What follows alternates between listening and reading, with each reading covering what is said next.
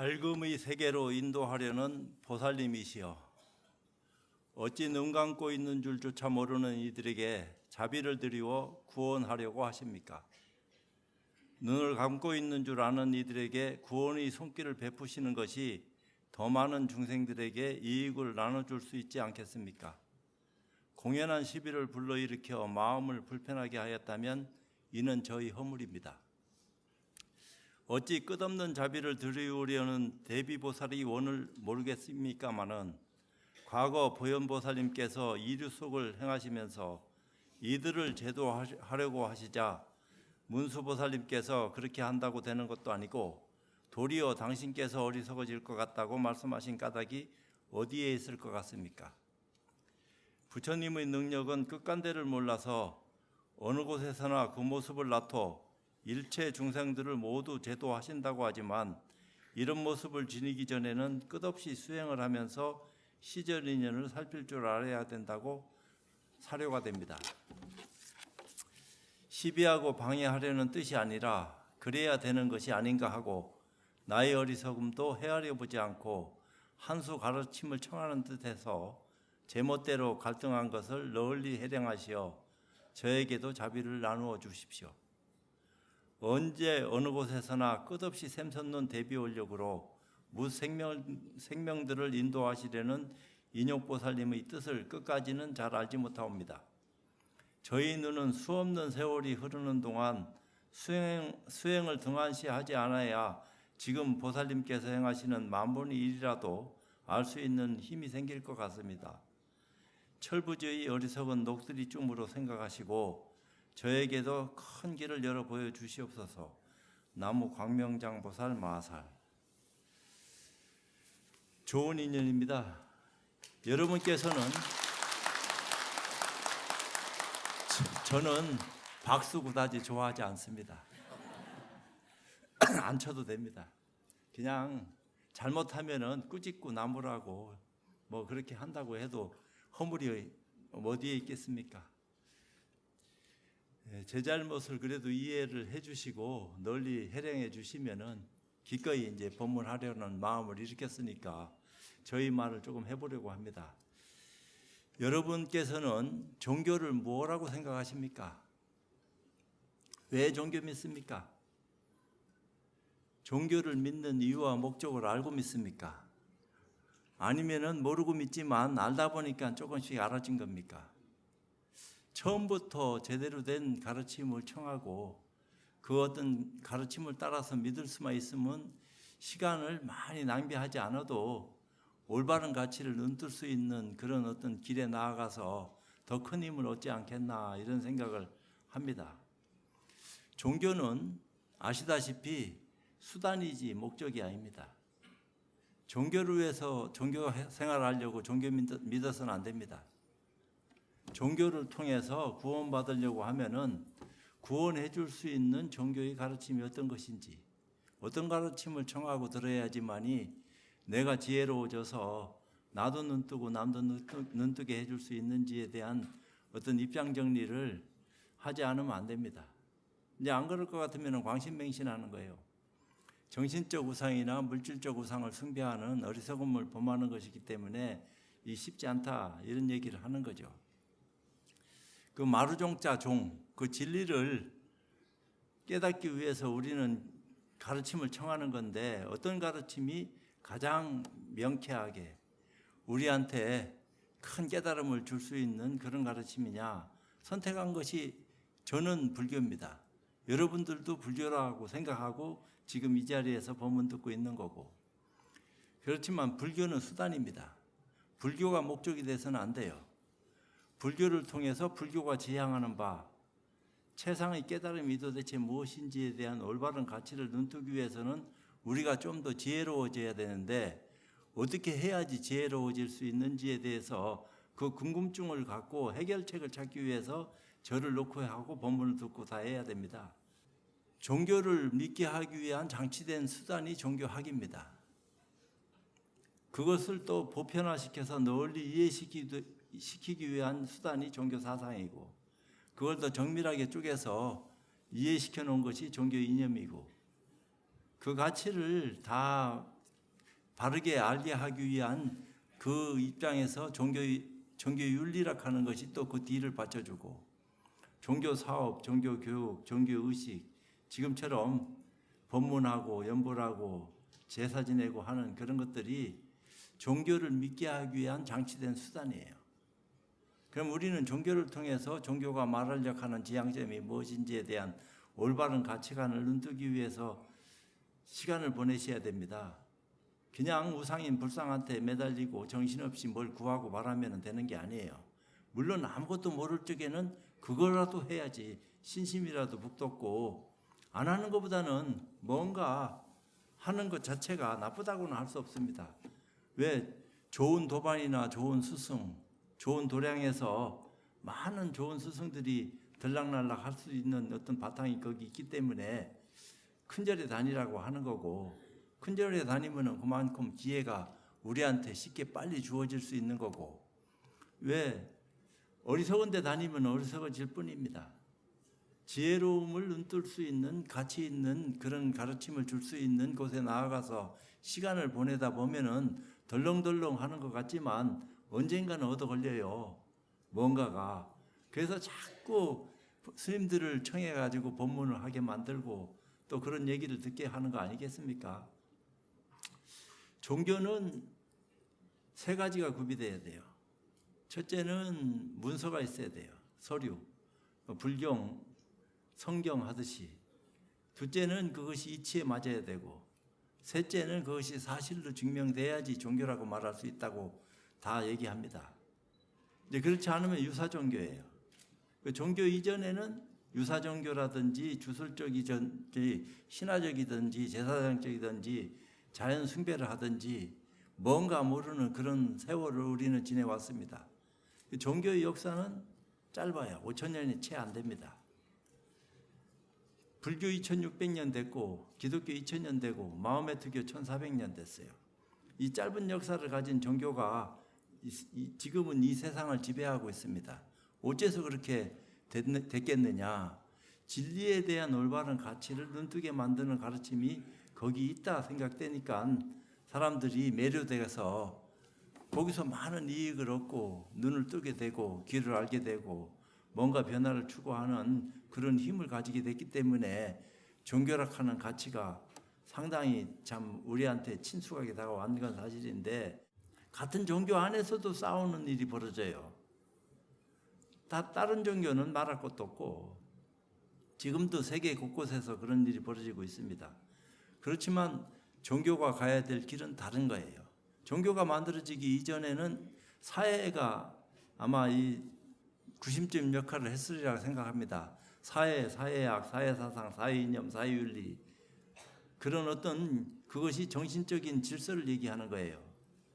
내 정신적 위치는 지금 어디에 있고 어느 방향으로 나로 움직여 가야지만이 좀 더 변화할 수 있는 확률적인 어떤 사고를 높일 수 있는 기회가 나한테 주어지느냐, 이런 것들이 보다 명확해야 됩니다.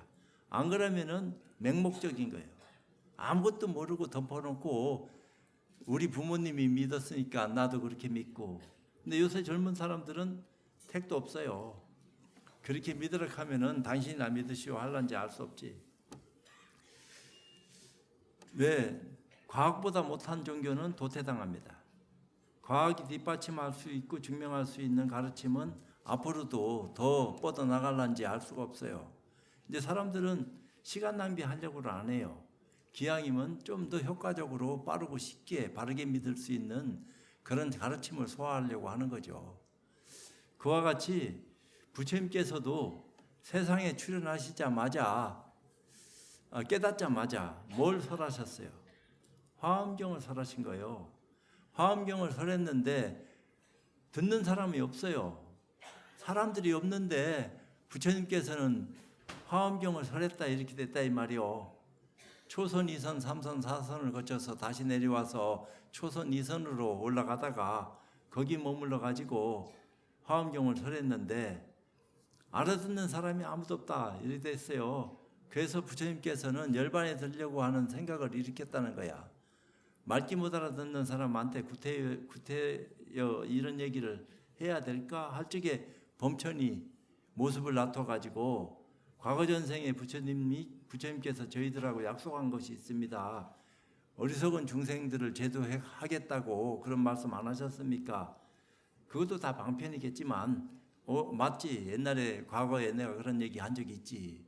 그렇다면은 지금 고통받고 있는 중생들을 부처님께서는 궁일이 생각하고 구제를 해주셔야 되지 않겠습니까? 맞다 하는 생각에서 당신께서 인연을 살피시고 인과를 얘기한 거 아니에요. 그게 아함경을 얘기한 겁니다. 인과 사성체 발정도 12년, 이걸 12년 동안 얘기하신 거예요. 그 다음에 방등을 얘기하고 거기서 공을 말하고 또 반야를 얘기하고 법화열반에서 회통을 쳤는데 화엄경은 부처님이 계시든 안 계시든 상관없이 상주설법이라 늘 과거서부터 누가 있든 없든 관계없이 설해지는 가르침이고, 법화경은 부처님이 세상에 출현해야지만이 나타나는 경전이다, 이런 얘기를 해요. 쉽지 않은 얘기지. 근데 그런 얘기는 뭐요? 알고 보면은 화엄을 이해시키기 위해서 부처님이 법을 설한 겁니다. 화엄을 이해를 못하고 있기 때문에 열반에 들려고 했고, 그럼 어떻게 하면은 이 화엄을 제대로 눈뜨게 해줄 수 있을까? 여기서부터 출발한 거예요. 그러니까 아함 속에 화엄이 있고 화엄 속에 아함이 있다, 이 얘기를 하는 겁니다. 화엄경을 이해시키기 위한 장치된 수단들을 쭉 열거를 해서 법화열반에서 회통친 거예요. 그러니까 어찌 보면은 참선하고도 화엄경하고도 맥락을 같이 한다, 이렇게 얘기되어지는 그런 케이스가 거기 있어요. 지혜를 눈뜨기 위해서 인류가 엄청난 개발을 많이 하고 눈뜰 수 있는 방법을 찾아서 엄청난 노력을 경주한 끝에 눈을 뜬 분들이 눈뜨게 만들 수 있는 장치된 수단을 열었어요. 근데 우리는 그런 수단이 있는지 없는지 말은 전해 들었는데 알 길이 없어. 그냥 알면 좋겠다 하는 그런 생각만 있는 거지, 언제 뭐 그런 지혜로운 눈을 뜰 수 있는 방법에 대해서 서로 토론한 적이 있나. 그런 얘기들은 수도 없이 전하고 듣고 했는데, 들었다고 해서 지혜를 눈뜰 수 있는 길이 여기 있다 하는 어떤 보장이 어디 있어요? 그게 쉽지 않은 거지. 근데 우리는 지혜로운 눈을 떠야 된다 이 말이요. 그 지혜로운 눈을 뜨기 위해서 연불도 하고 강경도 하고 기도도 하고 참선도 하고.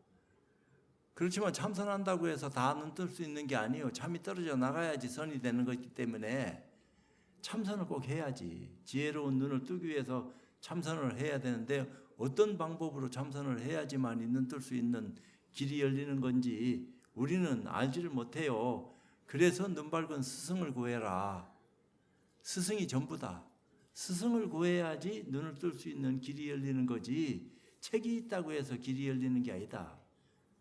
방법이 없는 건 아니에요. 책 속에 다 길이 있지. 방법을 다 전해놨는데 뜻 속에 뜻을 살필 수 있는 힘이 나한테 없어.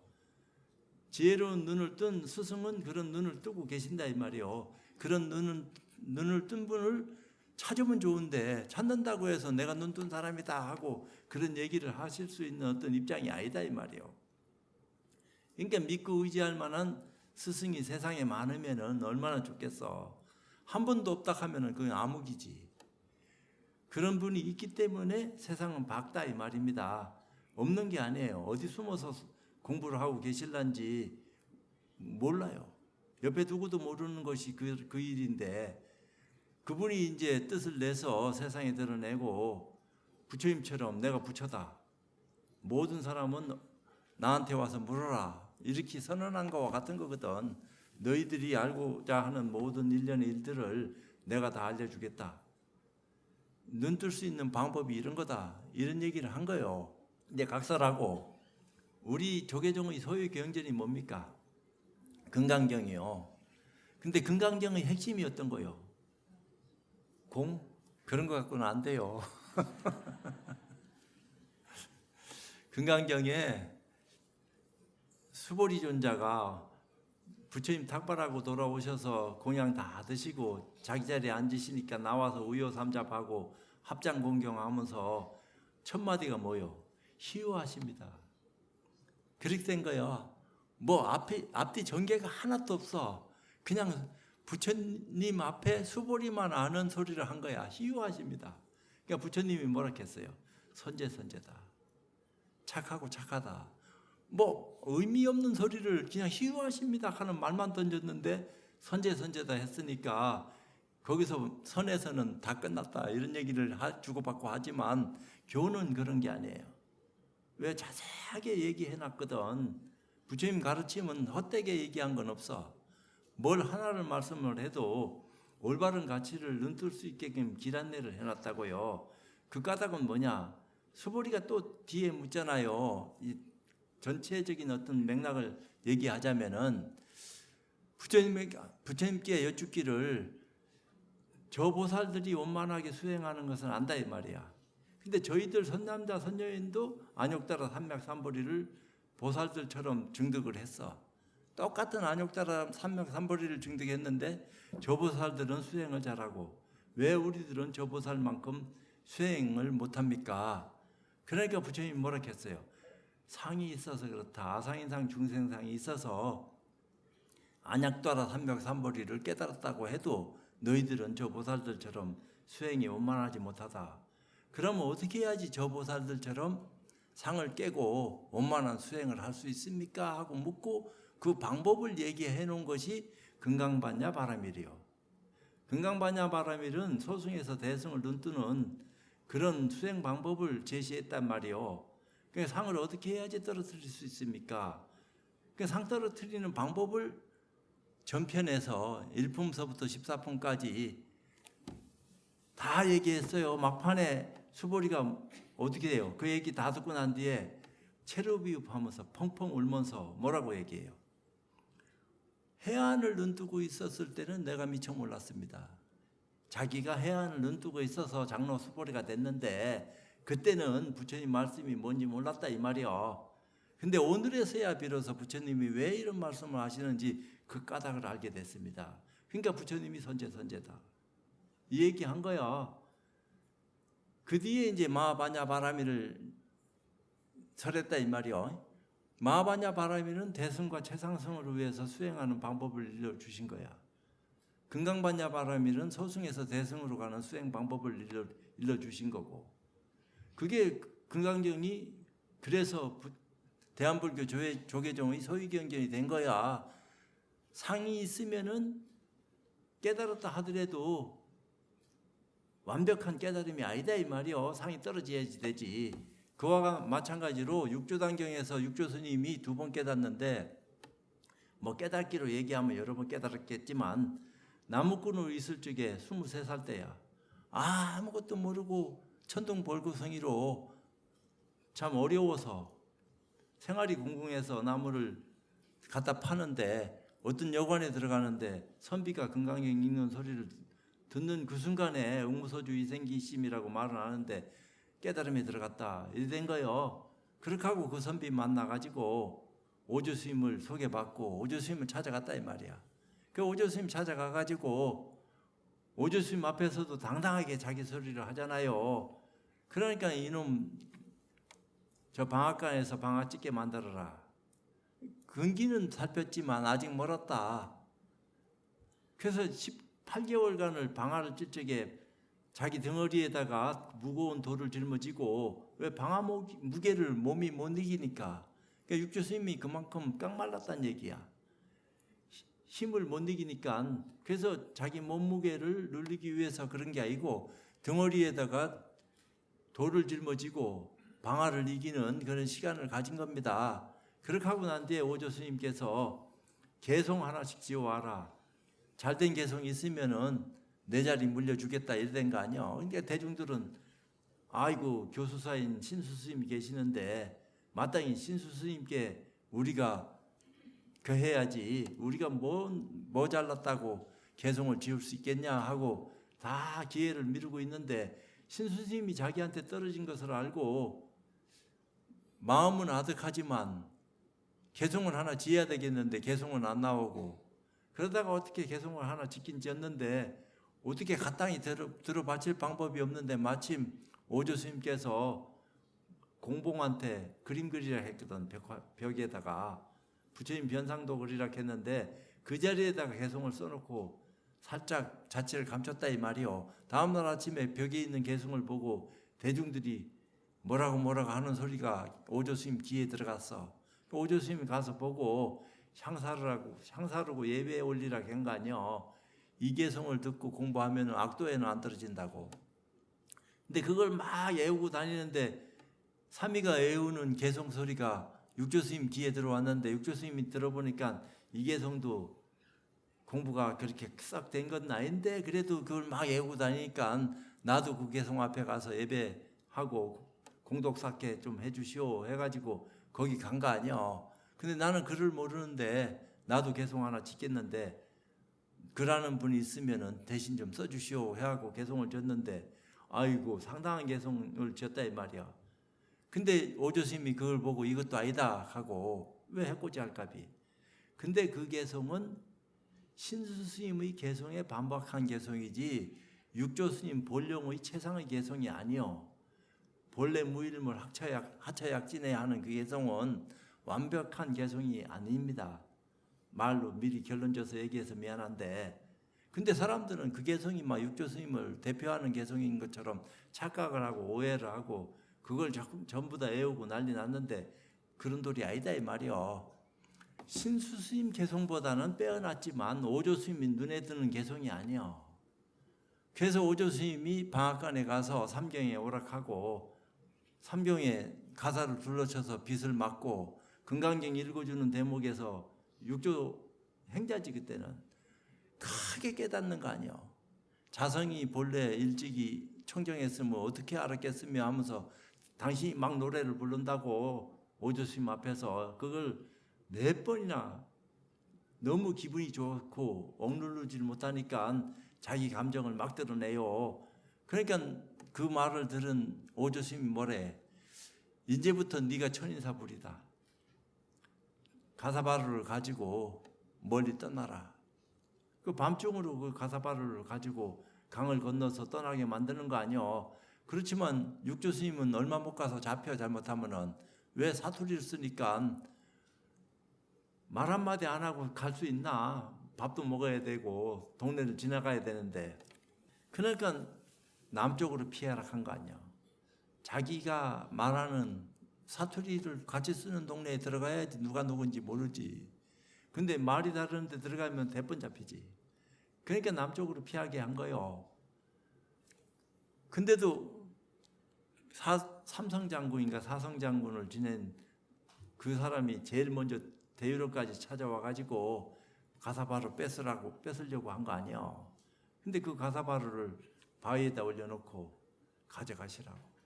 그러니까 그 양반이 그걸 들려고 하니까 가사바루가 신통이 붙은 건지 안 들려졌다 이렇게 얘기하는데 그 도리는 아니다.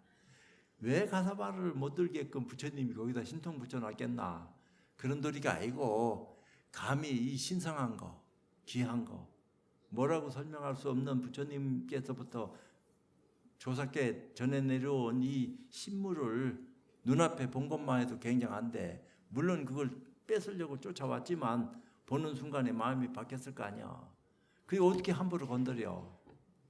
그러니까 왜 육조는 그걸 주고 자기는 피하려고 했는데 그 사람이 찾아와서 그걸 잡으려고 했는데 잡으려고 하는 순간에 마음이 확 바뀌었다 이 말이야. 행자시오 나와서 저에게 인연을 설해 주십시오 한 거 아니야. 그러니까 육조 스님이 해코지 할 것 같지 않으니까 나타났다 이 말이야. 그러니까 들어 올리지를 못한 거예요. 못 잡은 거예요. 그거를 뽑아 올리려고 했는데 아무리 들어도 안 들어져 가지고 항복했다 이런 소리를 하는데 무슨 놈 가사바리에 신통이 붙어가지고 우리가 못 들고 말고 할 게 있나. 그건 뭔가 잘못해도 한참 잘못된 거지. 잘못하면 그건 혹세무민하는 소리라고. 그래서 나타나가지고 선도 생각하지 않고 악도 생각하지 않을 때 그대의 본래 면목이 무엇인고 하는 데서 깨달은 거 아니야. 그러니까 수계도 받지 못하고 도망가는 신세가 비구를 깨닫게 해준 거 아니야. 이거 사건이지 어찌 보면은.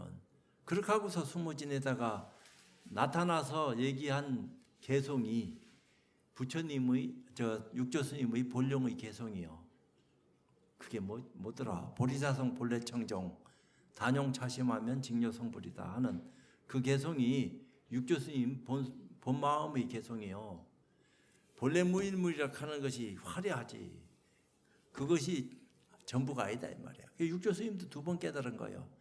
그와 같이 수보리존자도 2번 깨달은 겁니다. 장로가 될 적에 아라한가를 증득할 적 깨달았고, 아라한가에서 보살과의를 증득할 적 깨달았어. 그래서 수보리는 해명수보리가 된다 이 말이요. 21품인가 금강경 품은 부처님이 나눈 건 아니지만 거기 보면은 부촉을 받거든. 이제부터 너는 해명이라 해라. 수보리존자는 별칭이 2개가 있어요. 또 공돌이를 잘 알아서 해공제일이고, 또 수보리가 가는 곳마다 다툼이 사라진다고 해서 무쟁제일이라. 수보리는 어느 곳에든지 가면은 다투는 것이 없어진다는 거야. 안 다투게 된다는 거지. 굉장한 거지. 그런 거 보면은. 안 그래요? 나는 그런 공부가 안 돼서 그런 건지 크게 시비는 많이 안 하는데 갈등이 그래도 없지 않아 있어. 어떡하겠어. 그게 범부인데. 범부를 바꿔서 부처되려고 하는 공부를 하고자 절에 쫓아다니면서 시간을 보내셔야지 얘기가 달라진다 이 말입니다. 물론 뒷사람을 위해서 기도도 드리고 불공도 드리고 제사도 하고 다 그런 것을 해야지. 그렇지만 제사를 지내면 안 돼. 제사는 유교야. 불교는 제를 지내야 됩니다. 자의라고 쓰는 제. 49제 할 때 그 제. 제사는 세레모니요. 어찌 보면은 유교의 입장이 불교에 들어와서 제사 지내게끔 했는데 사실은 제 지내는 걸로 되는 거예요. 제락하는 것은 형식에 구애받을 수도 있지만 구애받지 않을 수도 있는 겁니다. 그러니까 영가를 천도시킬 수 있는 그 힘을 가진 분들한테 제를 올리는 거 아니요. 공양을 올려서 그 공양의 힘으로서 천도를 하고 지혜로운 눈을 뜨게 만들고 참 악도에서 벗어날 수 있는 그런 인연을 열어주고 이런 거요. 그래서 절에서는 제를 지내야 된다. 신도님들이. 근데 이게 오랫동안 해왔던 풍습을 하루아침에 바꿀 수는 없어. 이제 그런 줄은 알지만 그런 것도 서서히 자제해 가면서 실질적인 부처님 가르침으로 회양하는 그런 일련의 일들을 우리가 점차적으로 앞으로 하지 않으면 안 된다. 성속을 떠나서 다 망라하고 누구나 다 그렇게 해야지 되는 건 사실이에요. 그래서 명절날 절에 와서 제 지내라 이렇게 얘기하는 거예요. 절에 와서 제사 지내라가 아니요. 절에 오셔서 제 지내십시오 이렇게 하는 거지. 그러면 천집만집이 같이 동참해서 제를 지내도 아무런 문제가 안 된다 이 말이요. 그것은 집에서 지내는 것보다 훨씬 낫지. 그건 유교인데 불교가 아니고. 이제 그런 어떤 가치관의 혼돈이 우리 절제반에 많이 남아 있습니다. 이제 이런 것을 좀 점차적으로 부처님 가르침의 바른 눈을 뜨게 만드는 법이 어디 있는지 올바른 가치관을 공부하면서 알아가고 모르는 사람한테 알려주는 그런 기회를 갖게 되면은 점차적으로 더 좋아지지 않겠나 이런 생각을 나는 많이 해요. 그 말이 좋은 말인지 안 좋은 말인지 나도 모르겠어. 이제 조금 여유가 생기네. 또 박수 안 쳐도 돼.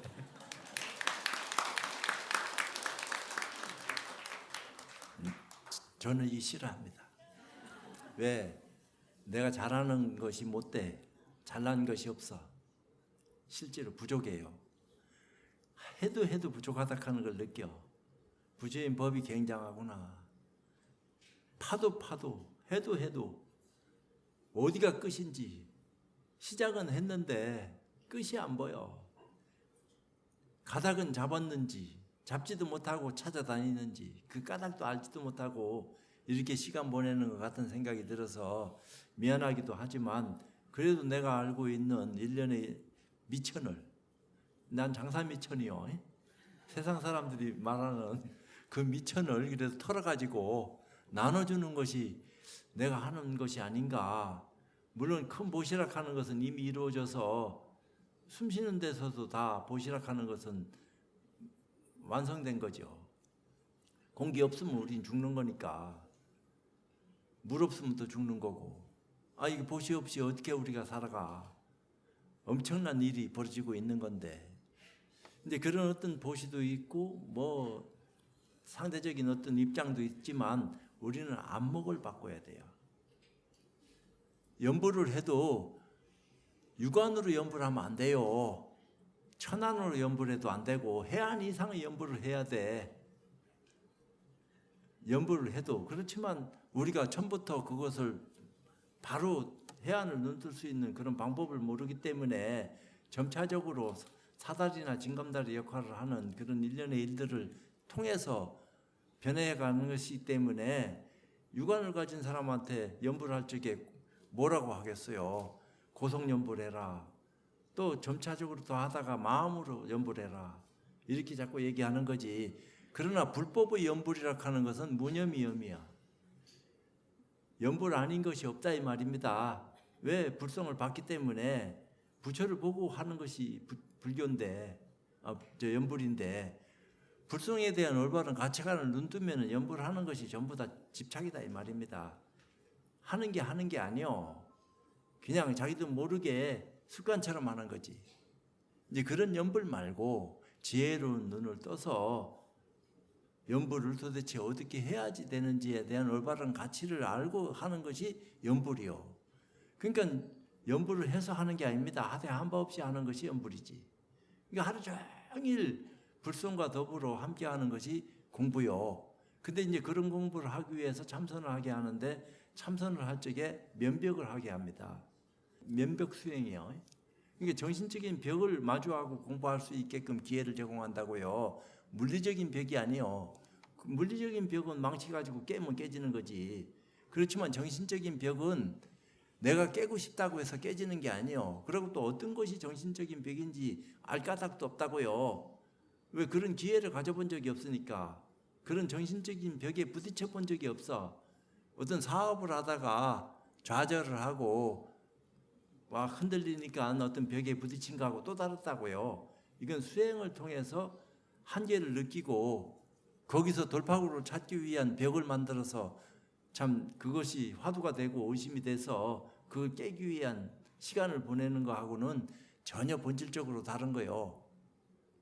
그러니까 안목을 달리할 수 있는 눈을 뜨기 위해서는 우리가 수행을 필요로 하는데 어떤 수행을 해야지 좀 더 효과적으로 쉽고 빠르게 참 수행을 해나갈 수 있는 힘을 얻을 수 있겠습니까? 이제 이런 것을 묻기 위해서 절집안을 놓고 하고 불교를 믿고 의지하고 이런 시간을 많이 보내야지 된다. 이제 불자락하면은 당연히 그렇게 해야 되는 거죠. 이제 못 모르는 사람들한테는 그냥 기복적인 거. 부처님한테 매달리면 네가 원하는 거 다 이루어진다. 네가 정성을 안 쏟고 소홀히 해가지고 네가 하는 것이 빗나갔지 진짜 정성껏 해봐라 안 되는 게 어딨냐. 다 되지. 이런 식으로 하면은 그게 혹세무민하는 거요. 실제로 맞는 말 같지만 그쯤의 눈을 갖고 있기 때문에 그 말이 맞다고 생각하는 거지.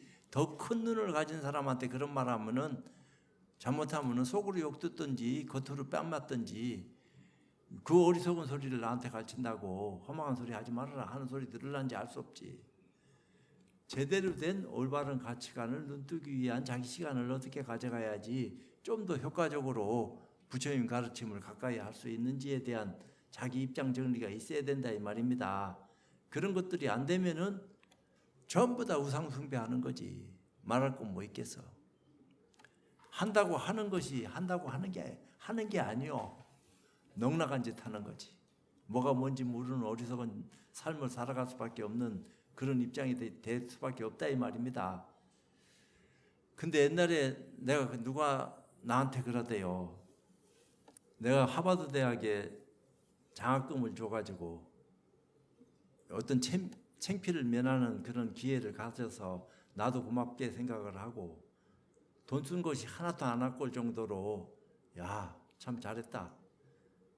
국내 대학도 해야 되겠지만 외국에 약속하고 온 것을 못 지키면 큰일 나니까 내가 대신 약속을 해서 갚아줬는데 이제 그런 어떤 입장을 했는데 그러다 보니까 교류가 있어서 나한테 그 대학 교수가 찾아와 가지고 하버드에 청을 한번 오십시오 하고 초청을 하더라고요. 그럼 뭐라 하냐면은 근데 조건이 하나 있습니다. 뭔 조건? 그랬더니 스님이 1시간을 얘기하면은 30분만 말하고 스님 얘기는 30분은 질의응답을 꼭 받으셔야 되지 자기 말만 하고 떠나면은 오지 마세요 이렇게 얘기하더라고. 그 말 맞다 싶으대. 나도 질의응답 받아야 되는데 시간이 다 돼버렸어. 그래서 나도 내 말만 하고 떠나는 것 같아서 조금 미안하긴 한데 말을 다 알아들으셨는지 못 알아들으셨는지 난 그건 몰라요. 가능하면은 알기 쉽게 누구나 다 알 수 있는 아주 어려운 얘기라도 쉽게 얘기하려고 내가 나름대로 노력을 한 어떤 입장들을 열어서 얘기했는데 효과를 봤는지 안 봤는지 난 그건 몰라. 그건 봉은사 신도님들의 의식 수준이야. 그건 이미 진작에 알아먹고 넘어서서 딴도리를 얘기하고 있는데 스님이 지금 늦게 얘기하는 거요. 이렇게 얘기할 정도 되면은 아이고 내가 잘못했구나. 수준이 상당히 있는 신도님들한테 내가 헛소리를 했구나. 이런 생각할 수도 있는 거 아니에요. 그렇게 되도록 여러분들이 만들어야지. 그러려면 또 모르지. 법사를 초청하고 싶어도 그 입장에 호응할 만한 법사가 과연 얼마나 되겠습니까? 이렇게 한다면 나도 할 말 없지만 돌아가신 부처님을 청해 와가지고 법문을 청하면은 뭐 제대로 잘 하실란지는 알 수는 없지만 왜 저는 그래도 고맙게 생각합니다. 법문 듣는 태도가 딴 절에 비해서는 상당히 수준이 높은 건 사실이다. 나는 지멋대로 줄 알았어. 미안하지만 왜요? 봉사 와서 처음 법문하거든. 제가 한 번도 해본 적이 없어요. 그래서 이제 주심이 한두 번 청을 하더라고요. 근데 내가 바깥에 나가서 안 하려고 자꾸 그런 생각을 가졌는데 여러 번 그렇게 청을 하니까 내가 뭔데 아이고 그렇게 말씀하시는데 내가 따라야 되겠다. 점잖으신 주지심께서 그렇게 말씀하시는데 기꺼이는 내가 못했는데 그래도 저렇게까지 얘기하는데 나가서 인연을 맺긴 맺어야 되겠구나 해서 오늘이 이루어진 겁니다. 그러니까 걱정하지 마시고 삶을 잘 살아가면서 부처님 가르침을 넉넉하게 자기 가슴으로 받아들일 수 있는 그런 불자가 되시기를 부탁드리면서 마치도록 하겠습니다. 네,